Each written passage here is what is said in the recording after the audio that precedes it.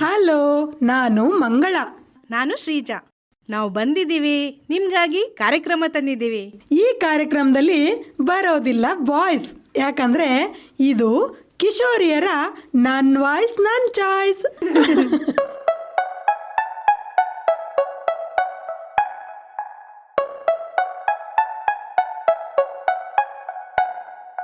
ಹೊಸ ಹೊಸ ಐಡಿಯಾ, ಹೊಸ ಹೊಸ ಡ್ರೀಮ್ಸ್, ನಾವು ಬಂದ್ವಿ ಇಲ್ಲಿ ನಮ್ದೇ ಸೀನ್ಸ್. ಹೊಸ ಹೊಸ ಐಡಿಯಾ, ಹೊಸ ಹೊಸ ಡ್ರೀಮ್ಸ್, ನಾವು ಬಂದ್ವಿ ಇಲ್ಲಿ ನಮ್ದೇ ಸೀನ್ಸ್. ಇದು ನನ್ ವಾಯ್ಸ್, ಇದು ನನ್ ಚಾಯ್ಸ್, ಇದು ನನ್ ವಾಯ್ಸ್, ಇದು ನನ್ ಚಾಯ್ಸ್. ನಂಗೇನ್ ಬೇಕು ಮಾಹಿತಿ, ಇನ್ನೇನ್ ಬೇಕು ಐಡಿಯಾಸ್, ಅದಕ್ಕೇನ್ ಬೇಕು ವೇದಿಕೆ.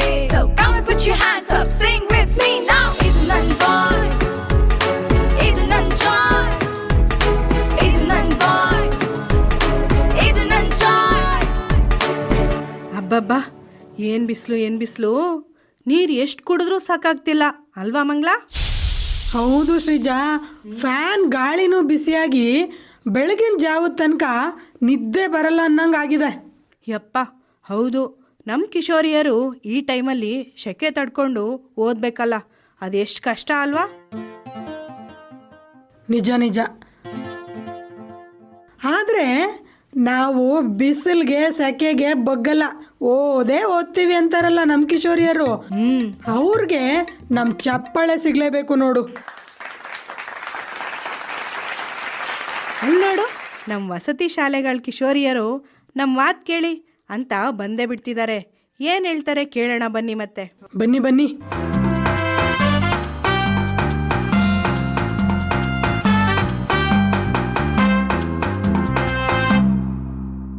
ನಿಮ್ ಪರಿಚಯ ಮಾಡ್ಕೋತಿಯಾ?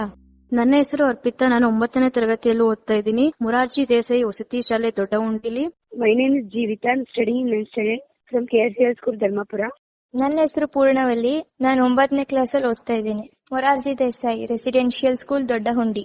Myself Shruti, 9th standard from KSCR School, Dharmapura.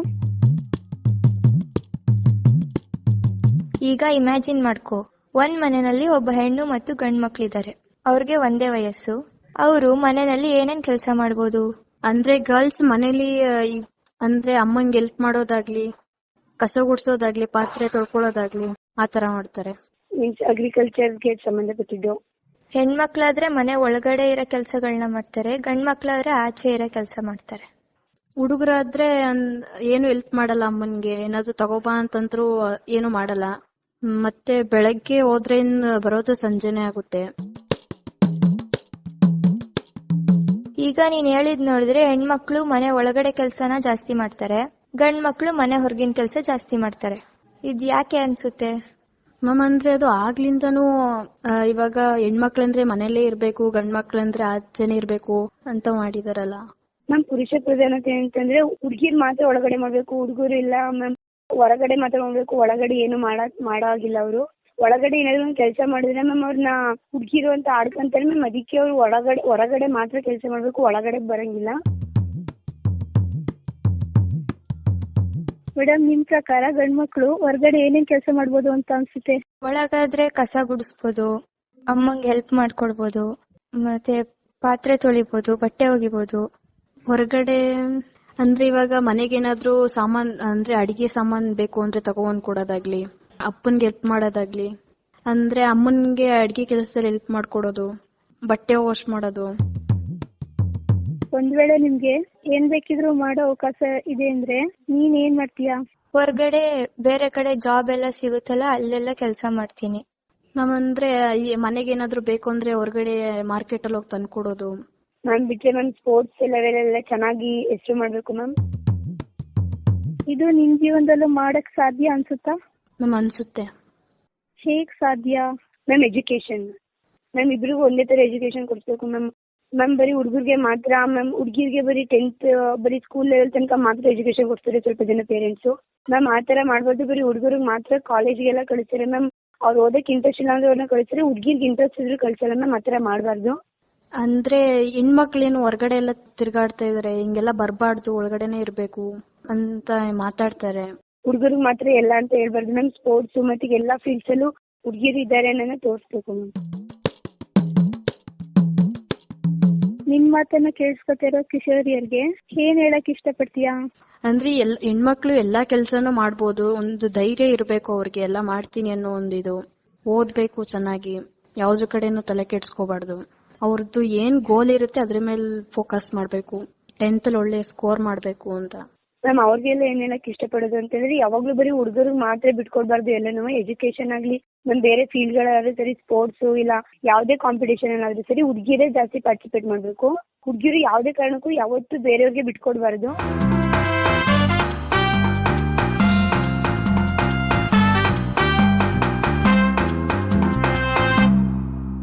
ಚೆನ್ನಾಗಿ ಮಾತಾಡಿದ್ರು ಅಲ್ವಾ? ಆಮೇಲೆ ನಮ್ ಇಮ್ರಾನ ಮೇಡಮ್ ಕೇಳ್ತಿದ್ರು, ನಮ್ ಕಿಶೋರಿಯರು ಚೆನ್ನಾಗಿ ಮಾತಾಡೋದ್ನ ಬೇರೆಯವ್ರು ಕೇಳ್ತಿದ್ದಾರೆ, ಆದ್ರೆ ನಮ್ ಕಿಶೋರಿಯರ್ ಕೇಳಕ್ಕೆ ಹೊಸ ವಿಷಯ ನೀವ್ ಹೇಳ್ಬೇಕಲ್ವಾ ಅಂತ. ಅದು ಕರೆಕ್ಟೇ ಬಿಡಿ. ಈಗ ಒಂದು ಕೆಲಸ ಮಾಡೋಣ, ನಮ್ಮ ಕಿಶೋರಿಯರ್ಗಷ್ಟೇ ಅಲ್ಲ, ನಮ್ಮ ಕಿಶೋರಿ ಕ್ಲಬ್ ಫೆಸಿಲಿಟೇಟರ್ಗೆ, ನಮ್ಮ ಕುಟುಂಬದವ್ರಿಗೆ, ನಮ್ಮ ಕೇಳುಗರು ಇನ್ನೂ ಯಾರ್ಯಾರು ಇದ್ರೆ ಅವ್ರಿಗೆ ಬಹುಶಃ ಗೊತ್ತಿಲ್ಲದೆ ಇರೋ ವಿಷಯದ ಬಗ್ಗೆ ಪುಟ್ಟ ಬಿಸಿ ಬಿಸಿ ಬೈಟ್ ಕೇಳ್ಬಿಡೋಣವಾ? ಏನಂತೀರಾ? ನಡೀರಿ ಮತ್ತೆ.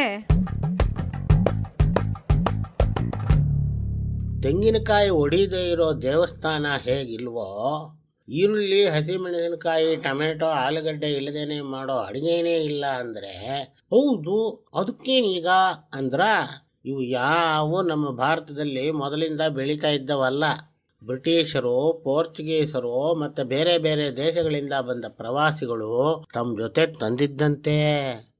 ಈ ಥರ ಬೇರೆ ದೇಶಗಳಿಂದ ನಮ್ಮ ದೇಶಕ್ಕೆ ಇನ್ನೂ ಏನೇನು ಬಂತಪ್ಪ ಅಂದ್ರ ಹುಣಸೆ ಹಣ್ಣು, ಕುಂಬಳಕಾಯಿ, ಸೀತಾಫಲ, ಬೀನ್ಸು, ಪಪ್ಪಾಯ, ಕ್ಯಾರೆಟ್ಟು, ಪಾಲಕ್ ಸೊಪ್ಪು, ಇನ್ನೂ ಎಷ್ಟೊಂದಿದೆ ಈ ಲಿಸ್ಟ್ನಲ್ಲಿ. ನೋಡಿ ಮತ್ತೆ.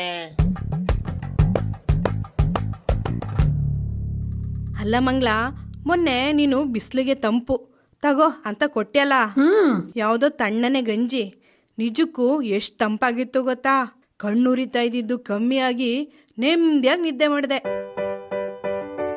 ಓ, ಏನದು ಅಂತ ಹೇಳಿದ್ರೆ ನಮ್ಮ ಕಿಶೋರಿಯರಿಗೂ ಉಪಯೋಗ ಆಗ್ಬೋದು, ಏನಂತೀರಾ? ಓ, ಹೇಳ್ಕೊಡ್ತೀನಿ ಬನ್ನಿ. ಇದನ್ನ ನಾನು ಪೇಪರಲ್ಲಿ ಓದ್ ಕಲ್ತ್ಕೊಂಡೆ. ಇದಕ್ಕೆ ಬೇಕಿರೋದು ಬಾರ್ಲಿ ಅಥವಾ ಜವೆ ಗೋಧಿ 3 ಸ್ಪೂನು, ಮತ್ತೆ 3/4 ಲೀಟರ್ ನೀರು, ಸಕ್ಕರೆ ಅಥವಾ ಜೇನುತುಪ್ಪ ರುಚಿಗೆ ತಕ್ಕಷ್ಟು, 1 ಚಿಟಿಕೆ ಉಪ್ಪು, ನಿಂಬೆ ರಸ 3 ಸ್ಪೂನು. ಸರಿ, ಈಗ ಇದರಲ್ಲಿ ಏನು ಮಾಡಬೇಕು, ಹೆಂಗೆ ಅನ್ನೋದನ್ನ ಹೇಳು ಮತ್ತೆ. ಬಾರ್ಲಿ ಅಥವಾ ಜವೆ ಗೋಧಿನ ನೀರಲ್ಲಿ ಕಲಸಿ ಆಮೇಲೆ ಸ್ಟವ್ ಮೇಲಿಟ್ಟು ಸ್ವಲ್ಪ ಗಂಜಿ ಥರ ಆಗೋವರೆಗೂ ಕುದಿಸಿ, ಆಮೇಲೆ ಇಳಿಸಿ ಆರಿದ ಮೇಲೆ ಸ್ವಲ್ಪ ಸಕ್ಕರೆ ಅಥವಾ ಜೇನುತುಪ್ಪ, 1 ಚಿಟಿಕೆ ಉಪ್ಪು, ಬೇಕಿದ್ರೆ ನಿಂಬೆ ರಸ 1 ಚಮಚ ಹಾಕೊಂಡ್ರೆ ಸಾಕು. ಇದನ್ನು ಪುಟ್ಟ ಲೋಟದಲ್ಲಿ ಕುಡಿದ್ರೂ ದೇಹ ನೀರಿನಂಶ ಹಿಡಿದಿಟ್ಕೊಳ್ಳೋಕ್ಕೆ ಎಲ್ಪ್ ಮಾಡುತ್ತಂತೆ ನೋಡಿ. ವಾವ್, ಸೂಪರ್ ಅಲ್ವಾ? ಮಾಡಿ ನೋಡೋಣ ಅಲ್ವಾ? ಈಗ ಕಿಶೋರಿ ಕ್ಲಬ್ ಬಗ್ಗೆ ಹೇಳ್ತೀನಿ ಅಂತ ಇಲ್ಲಿ ಯಾರೋ ಬಂದಿದ್ದಾರೆ. ಯಾರು ಮತ್ತೆ ಏನು ಹೇಳ್ತಾರೆ ಅಂತ ಕೇಳೋಣ, ಬಂದ್ಬಿಡಿ.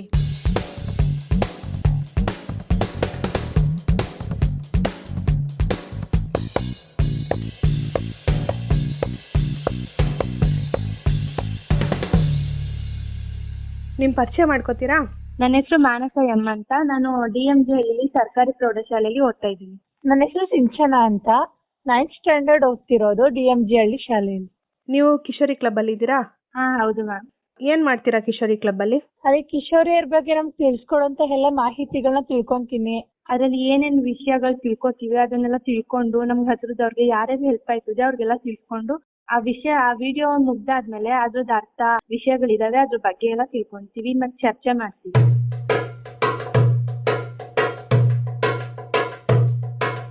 ಯಾವ್ಯಾವ ವಿಷಯದ ಬಗ್ಗೆ ತಿಳ್ಕೊಂಡಿದ್ದೀರಾ ಅಂತ ಹೇಳ್ತೀರಾ?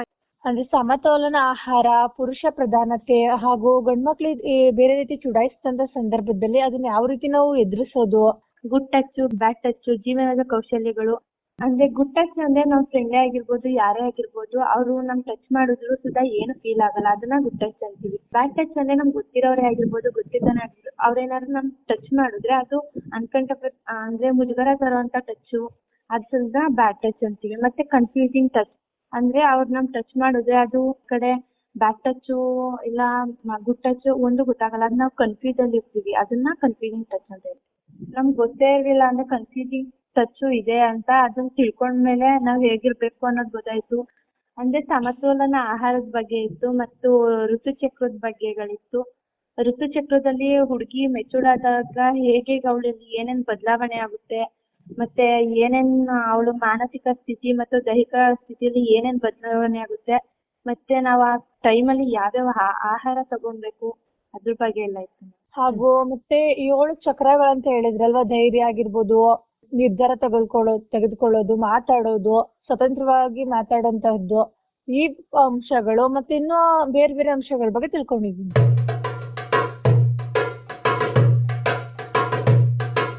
ನೀನ್ ಕಲ್ತ್ಕೊಂಡಿದ್ರಲ್ಲಿ ನಿನ್ಗೆ ತುಂಬಾ ಇಷ್ಟ ಆಗಿದ್ ಯಾವ್ದು? ಜೀವನದ ಕೌಶಲ್ಯಗಳು ಅದ್ ನನ್ ಫೇವ್ರೆಟ್ ಪಾರ್ಟ್ ಆಗಿತ್ತ ಕಿಶೋರಿ ಕ್ಲಬ್ ಅಲ್ಲಿ. ಅದ್ರಲ್ಲಿ ನಾವು ಹೇಗೆ ಅಂದ್ರೆ ನಾವು ಒಂದ್ ಯೋಚನೆ ಮಾಡೋದು ಹೇಗೆ, ಮತ್ತೆ ಏನಾದ್ರು ಒಂದ್ ವಿಷಯದ ಬಗ್ಗೆ ಏನಾದ್ರು ಒಂದ್ ವಿಷಯನ ನಾವು ಅರ್ಥ ಮಾಡ್ಕೊಳ್ಳೋದು.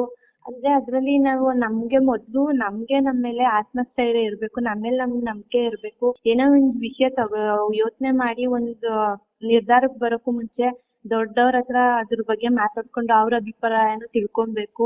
ಅದೇ ನಮ್ಮ ಆತ್ಮಸ್ಥೈರ್ಯ ಅಂತ ಇರ್ತದಲ್ಲ, ಅಂದ್ರೆ ನಮ್ ಮಾತ್ಮೇಲೆ ನಮ್ಗೇನೆ ಒಂದೊಂದ್ಸಲ ಹಿಂದೆ ಮುಂದೆ ನೋಡ್ತೀವಿ, ನಾವು ಸರಿ ಮಾತಾಡಿದ್ನ ಹಂಗ್ ಮಾತಾಡಿದ್ನ ಅಂತ. ಆದ್ರೆ ಅದ್ ನೋಡಿದ್ಮೇಲೆ ಮೊದ್ಲು ನಾವ್ ಮಾತಾಡಿ ಸರಿ ಅಂತ ಅನಿಸ್ಬೇಕು ಅಂತ ಅನ್ನಿಸ್ತು.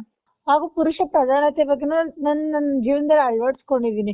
ಈಗ ಎಲ್ಲಾ ಕೆಲ್ಸನ ಹೆಣ್ಮಕ್ಳೇ ಗಂಡ್ಮಕ್ಳೇ ಮಾಡ್ಬೇಕು ಅಂದ್ರೆ, ಈಗ ಹೊರಗಡೆ ಕೆಲಸ ಮಾಡೋದಾಗಿರ್ಬೋದು, ಪೊಲೀಸು, ಡಾಕ್ಟ್ರು, ಇಂಜಿನಿಯರು, ಒಂದ್ ಲಾರಿ ಓಡಿಸೋದ್ರಿಂದ ಹಿಡ್ದು ಒಂದ್ ನೇಗ್ಲು ಉಳೋ ತನಕಲೂ ಬರೀ ಗಂಡ್ಮಕ್ಳೇ ಮಾಡ್ಬೇಕಂತ ಹೇಳ್ತಾರೆ. ಬಿಟ್ರೆ ಹೆಣ್ಮಕ್ಳನ್ನು ಕೂಡ ಒಂದೊಳ್ಳೆ ಸಾಧನೆ ಮಾಡಿ ತೋರಿಸ್ತಾರೆ. ಅದನ್ನ ಯಾರು ಇಲ್ಲಿ ಬಿಡ್ಕೊಡ್ತಿಲ್ಲ ಅಷ್ಟೇ. ಅದೇ ನಾನು ಅದೊಂದಿನ ಅಳವಡಿಸ್ಕೊಂಡಿದ್ದೀನಿ. ಏನಕ್ಕೆ ನನ್ ಕೈಲಿ ಆಗೋದಿಲ್ವಾ, ನಾನ್ ಮಾಡಕ್ ಆಗಲ್ವಾ, ನಾನ್ ಮಾಡ್ತೀನಿ, ನನ್ ಕೈಲಿ ಎಲ್ಲ ಆಗುತ್ತೆ ಅನ್ನೋ ಧೈರ್ಯದಿಂದ ನಾನು ಇನ್ನೂ ಪುರುಷ ಪ್ರಧಾನತೆ ಅನ್ನೋ ಅಂಶನ ತೆಗ್ದಾಕಿ ನಾನು ತುಂಬಾ ಧೈರ್ಯವಾಗಿದ್ದೀನಿ. ಇದನ್ನ ಅಳವಡಿಸ್ಕೊಂಡಿದ್ದೀನಿ. ಕಿಶೋರಿ ಕ್ಲಬ್ ಮೇಡಮ್ ಇದಾರೆ ಅಲ್ವಾ, ಅವ್ರ ಬಗ್ಗೆ ನಿಮ್ಮ ಅಭಿಪ್ರಾಯ ಏನು ಅಂತ ಹೇಳ್ತೀರಾ? ಸೈನ್ಸ್ ಮಿಸ್ ಅಂತ ನಮ್ಗೆ ಕಿಶೋರಿ ಕ್ಲಬ್ ತಗೊಳ್ಳೋದು. ಅವ್ರ ಹೆಸರು ಸೌಮ್ಯ ಮಿಸ್ ಅಂತ. ತುಂಬಾ ಚೆನ್ನಾಗಿ ಟೀಚ್ ಮಾಡ್ತಾರೆ, ನಮ್ಗೆ ಅರ್ಥ ಆಗೋಂಗ್ ಹೇಳ್ತಾರೆ.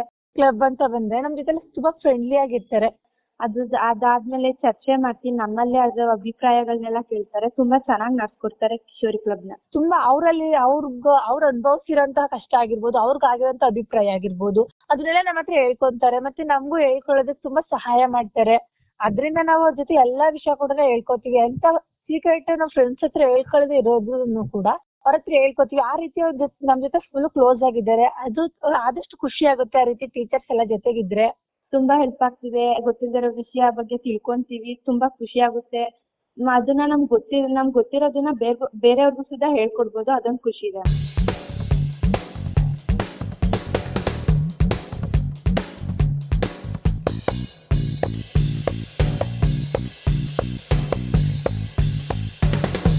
ಇದು ನನ್ ವಾಯ್ಸ್, ಇದು ನನ್ ಚಾಯ್ಸ್, ಇದು ನನ್ ವಾಯ್ಸ್, ಇದು ನನ್ ಚಾಯ್ಸ್, ಇದು ನನ್ ವಾಯ್ಸ್, ಇದು ನನ್ ಚಾಯ್ಸ್, ಇದು ನನ್ ವಾಯ್ಸ್, ಇದು ನನ್ ಚಾಯ್ಸ್.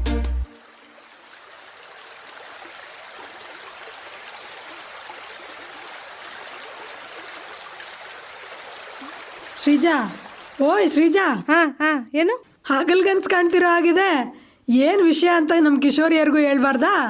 ಅಯ್ಯೋ, ನಿಜಕ್ಕೂ ಕಾವೇರಿ ನದಿ ತೀರದಲ್ಲಿ ತಣ್ಣನೆ ಗಾಳಿ ಬೀಸ್ತಾ ಇದ್ದಂಗೆ ಅನ್ನಿಸ್ತಾ ಇತ್ತು ನಂಗೆ.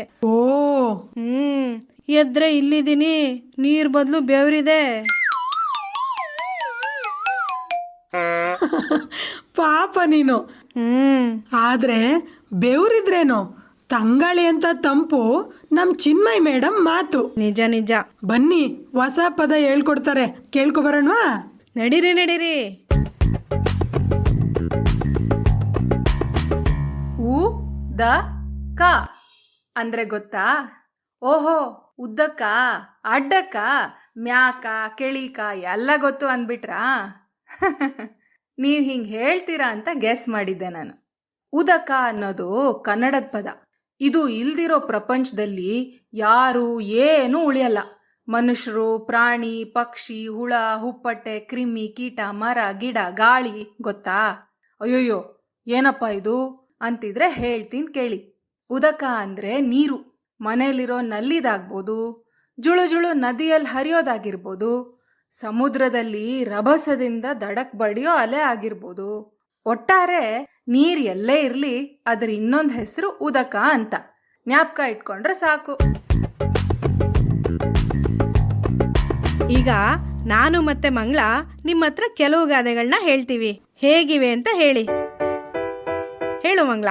ವಿದ್ಯಾ ಕಲಿತ ಹೆಣ್ಮಕ್ಳನ್ನ ಮನೆ ಕೆಲಸ ಮಾಡೋ ಗಂಡ್ಮಕ್ಳನ್ನ ನಂಬಬೇಕು. ಹಾಲುಂಡ ತವರು ನನ್ನ ಹಕ್ಕು, ಎಲ್ಲರೂ ಹರಸಿ ನನ್ನ ನಕ್ಕು. ಹುಡುಗನ್ ನಡತೆ ಹುಡುಗಿ ಖುಷಿಗೆ ಬೆಲೆ ಕಟ್ಟಕ್ಕಾಗಲ್ಲ. ಎಷ್ಟು ಚೆನ್ನಾಗಿವೆ ಇವು ಅಂತ ಅಂತಿದ್ದಾರೆ ನಮ್ಮ ಮುಳ್ಳೂರು ಕಿಶೋರಿಯರು. ಹಾಗೇನೆ ಇದೇ ವಿಷಯದ ಬಗ್ಗೆನೇ ಮಾತಾಡಿ ಅಂತಿದ್ದಾರೆ ನಮ್ಮ ದುಗ್ಗಮ್ಮ ಮೇಡಮ್. ಹಾಗೆ ಆಗ್ಲಿ, ಇನ್ಯಾಕ್ ತಡ, ಬನ್ನಿ ಬನ್ನಿ ಕೇಳೋಣ.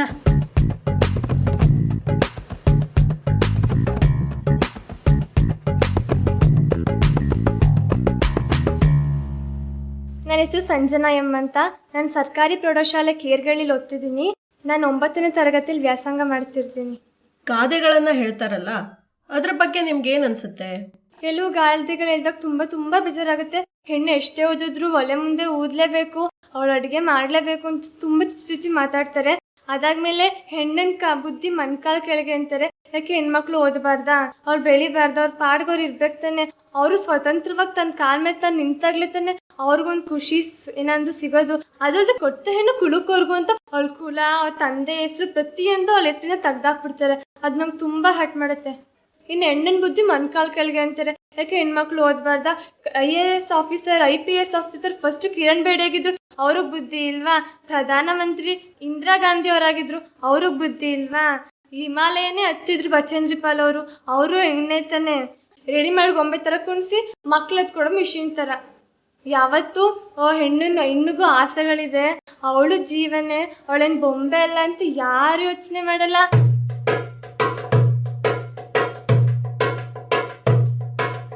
ಗಾದೆಗಳಲ್ಲಿ ಹೆಣ್ಮಕ್ಳನ್ನ ಯಾಕೆ ಕೀಳಾಗಿ ನೋಡ್ತಾರೆ ಅನ್ಸುತ್ತೆ? ಅಂದ್ರೆ ಮೋಸ್ಟ್ಲಿ ಹಳೆ ಕಾಲದಲ್ಲೆಲ್ಲ ಹೆಣ್ಮಕ್ಳು ಇದಕ್ಕಿಂತ ಕೀಳಾಗಿ ಕಾಣಿಸ್ತಿದ್ರೆ ನಾವು ಪ್ರತಿಯೊಬ್ರಿಗೂ. ಆ ಹೆಣ್ಮಕ್ಳನ್ನ ಓದಿಸ್ಬೇಕು ಅಂತ ಆಗಿನ ಕಾಲದಲ್ಲಂತೂ ಯಾರಿಗೂ ಅನ್ಸಿರಕ್ ಸಾಧ್ಯನೇ ಇಲ್ಲ. ಈ ಗಾದೆಗಳು ಯಾವ ರೀತಿ ಬದಲಾದ್ರೆ ಚೆನ್ನಾಗಿರುತ್ತೆ? ಇವಾಗ ಎಷ್ಟೇ ಓದಿದ್ರು ಒಲೆ ಮುಂದೆ ಓದ್ಬೇಕು ಅನ್ನೋದ್ ಬಿಟ್ಟು ಗಂಡು ಹೆಣ್ಣು ಸಮವಾಗಿ ಜೀವನ ನಡೆಸ್ಬೋದಲ್ವಾ?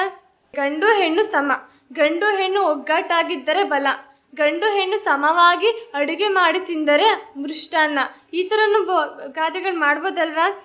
ಇನ್ನು ಕೊಟ್ಟ ಹೆಣ್ಣು ಕುಳಕ್ಕೋರ್ಗೆ, ಆ ಥರ ಯಾಕೆ ಮಾಡಬೇಕು? ಕೊಟ್ಟ ಹೆಣ್ಣು ಕುಳಕ್ಕೆ ಒಂದು ಆಸ್ತಿ ನೀಡ್ತಾಳೆ, ಕೊಟ್ಟ ಹೆಣ್ಣು ಕುಲಕ್ಕೆ ಒಂದು ಗೌರವ ನೀಡ್ತಾಳೆ, ಆ ಥರನೂ ಮಾಡ್ಬೋದಲ್ವಾ? ಅಥವಾ ಹೆಣ್ಣು ಕೊಡೋದೇ ಬೇಡ, ಹೆಣ್ಣು ಕುಲಕ್ಕೆ ಗೌರವ ಅಂತ ಬೇರೆ ಬೇರೆ ಗಾದೆ ಎಲ್ಲ ಮಾಡ್ಬೋದಲ್ವಾ? ಹೆಣ್ಣು ಕಲಿತರೆ ಶಾಲೆಯಿಂದ ತೆರೆದಂತೆ, ಆ ಥರ ಆಗ್ಬೋದಲ್ವಾ? ಹೆಣ್ಣು ಇದ್ದರೆ ಜೀವನ ಸ್ವರ್ಗ, ಆ ಥರ ಆಗ್ಬೋದು. ಅಥವಾ ಹೆಣ್ಣಿನ ಬುದ್ಧಿ ದೇಶಕ್ಕೆ ಅಭಿವೃದ್ಧಿ. ಎಷ್ಟೋದಿದ್ರು ಒಲೆ ಮುಂದೆ ಇದು ತಪ್ಪಲ್ಲ ಅಂತ ಹೇಳ್ತಾರೆ. ಅದ್ರ ಬದಲು ಎಷ್ಟು ಓದಬೇಕು ಅಷ್ಟೇ ನೀನು ಬೆಳಿಬೇಕು ಅಂತ ಮಾಡ್ಬೋದಲ್ವಾ? 2 ಜಡೆ ಸೇರಿದರೆ ಸ್ನೇಹ, 2 ಜಡೆ ಸೇರಿದರೆ ಅನುಬಂಧ, 2 ಜಡೆ ಒಂದಾದರೇನೆ ಪ್ರೀತಿ, ಆ ಥರ ಮಾಡ್ಬೋದಲ್ವಾ? ಕೆಲವೊಂದು ಹೆಣ್ಣಿಗೆ ಪ್ರೋತ್ಸಾಹ ನೀಡಂತ ಗಾದೆಗಳು ಬರಬೇಕು ಪ್ರಪಂಚದಲ್ಲಿ.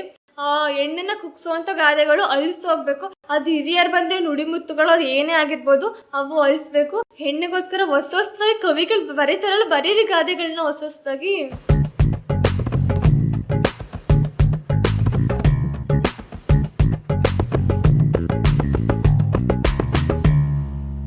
ಸರಿ, ಮತ್ತೆ ನನ್ನ ವಾಯ್ಸ್ ನನ್ನ ಚಾಯ್ಸ್ ಕಾರ್ಯಕ್ರಮ ಮುಗಿಸೋ ಟೈಮ್ ಆಯ್ತು. ಜೂನ್ ತಿಂಗಳಲ್ಲಿ ಮತ್ತೆ ನಿಮ್ಮ ಭೇಟಿ ಅನ್ನೋದನ್ನ ನೆನಪಿಸ್ತಾ ಹೋಗ್ಬರ್ತೀವಿ. ನಮಸ್ಕಾರ, ಬಾಯ್ ಬಾಯ್. ನಾ ಬಂದೆ ಬಂದೆ ಬಂದೆ ಬಂದೆ ಹೇ ಬಾರೆ ಬಾರೆ ಬಾರೆ ನಾವ್ ಕಿಶೋರಿ ಇಲ್ಲಿ